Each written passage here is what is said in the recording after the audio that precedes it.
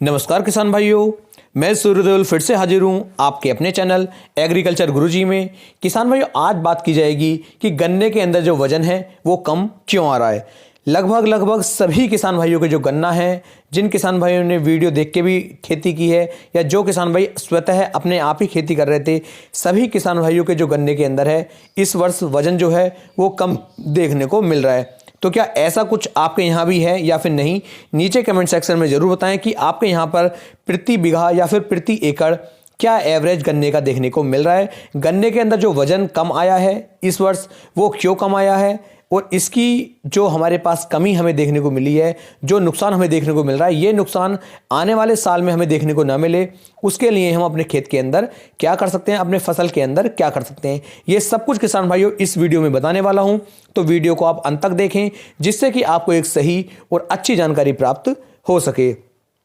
मेरे पास किसान भाइयों लगभग 8 से लेकर 10 किसान भाइयों के कमेंट भी आए कि सर इस वर्ष जो है गन्ने की लंबाई भी अच्छी है, गन्ने की मोटाई भी अच्छी है, लेकिन जो गन्ने का वजन है वो उतना अच्छा निकल करके नहीं मिल रहा है जैसा कि पिछले साल देखने को मिला था। क्योंकि लगभग किसान भाइयों 2 से लेकर 2.5 किलोग्राम तक का हमारा जो 0238 गन्ना है ये आसानी के साथ हो जाता है यदि इसकी हाइट ठीक ठाक रहती है तब। और यदि इसका कम से कम भी मैं वजन की बात करूं तो 1.5 से लेकर 1.25 किलोग्राम तक का गन्ना तो एक गन्ना आसानी के साथ निकल करके मिल जाता है, लेकिन इस वर्ष ऐसा देखने को नहीं मिल रहा है। तो किसान भाइयों, पहली बात यह है कि एक तो सिंचाई, यदि हमने गन्ने की जो सिंचाई है, गन्ने के अंदर पानी है, ये कम लगाया है तो इसकी वजह से भी देखने को ये मिल रहा है। ऐसा मैंने पहले ही बताया था कि जिस समय पर गन्ने का मील चालू हो जाए, मील चालू होने से पहले ही आपको जो है अपने गन्ने की सिंचाई लगातार करनी है, क्योंकि गन्ने के अंदर नमी बिल्कुल भी कम नहीं होनी चाहिए। दूसरा, यदि आपने सिंचाई लगातार आप कर रहे हैं और उसके बाद भी वजन कम है तो किसान भाइयों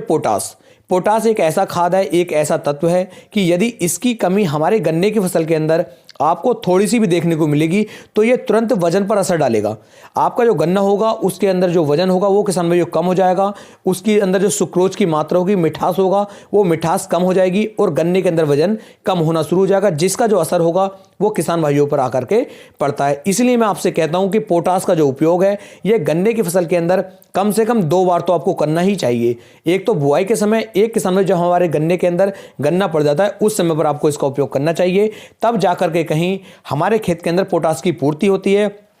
और पोटास की यदि पूर्ति रहेगी तो आपका जो गन्ना होगा उसके अंदर वजन अच्छी तरीके से निकल करके आएगा। तो पोटास की कमी के कारण भी किसान भाइयों ये सब कुछ देखने को मिल रहा है। एक बात मैं किसान भाइयों और बताऊं, यदि आपने पोटास का उपयोग भी कम मात्रा में किया है और आपने यदि पोटास का उपयोग नहीं किया और इसकी जगह किसान भाइयों यदि आप कैल्शियम नाइट्रेट का उपयोग भी कर लेते तब भी वजन को कैल्शियम नाइट्रेट भी थोड़ा सा थाम करके चलता है। तो आप ध्यान रखें इस चीज़ का कि पोटास की कमी ना होने दें, और यदि पोटास की कमी एक खेत के अंदर आ रही है उसकी भी पूर्ति करनी है। साथ ही साथ कैल्शियम नाइट्रेट का उपयोग भी करें, क्योंकि कैल्शियम नाइट्रेट के कारण भी हमारे गन्ने के अंदर वजन जो है किसान भाइयों बढ़ जाता है और गन्ना हमारा अच्छी तरीके से फूलना शुरू हो जाता है। तो ये 2 से लेकर 3 तरीके ऐसे किसान भाइयों होते हैं कि गन्ने के अंदर सिंचाई समय से करते रहें, पानी की कमी बिल्कुल भी ना होने दें। दूसरा, पोटास की कमी ना होने दें, पोटास की कमी होते ही हमारे गन्ने के अंदर वजन कम हो जाएगा। कैल्शियम नाइट्रेट इसका भी उपयोग करें, और इनका उपयोग ऐसा नहीं है कि आपको दोनों का एक साथ करना है। पहले आप पोटास डाल दीजिए, उसके कम से कम 20 दिन बाद, 25 दिन बाद आप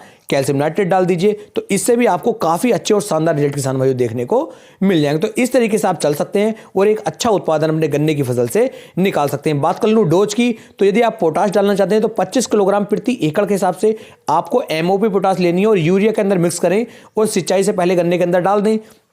यदि आप स्प्रे करना चाहते हैं तो NPK 0050 ले लीजिए, इसकी मात्रा 1 से लेकर 1.5 किलोग्राम प्रति एकड़ के हिसाब से आपको लेनी है और 200 लीटर पानी के अंदर मिक्स करके आप इसका स्प्रे कर दीजिए। तो इससे भी किसान भाइयों आपके गन्ने के अंदर पोटास की जो कमी थी वो पूरी हो जाएगी और गन्ने के अंदर जो वजन है वो किसान भाइयों धीरे धीरे बढ़ना शुरू हो जाएगा। यदि अभी आपके पास पौधा गन्ना खड़ा हुआ है तो उसके अंदर आप ये कार्य कर सकते हैं, उसका जो वजन आएगा वो शानदार और नंबर 1 में निकल करके आएगा, मेरी जिम्मेदारी है। तो उम्मीद है मैं आपको एक सही और सॉलिड जानकारी दे पाया हूं। यदि वीडियो पसंद आई हो तो वीडियो को लाइक, कमेंट और शेयर करना ना भूलें।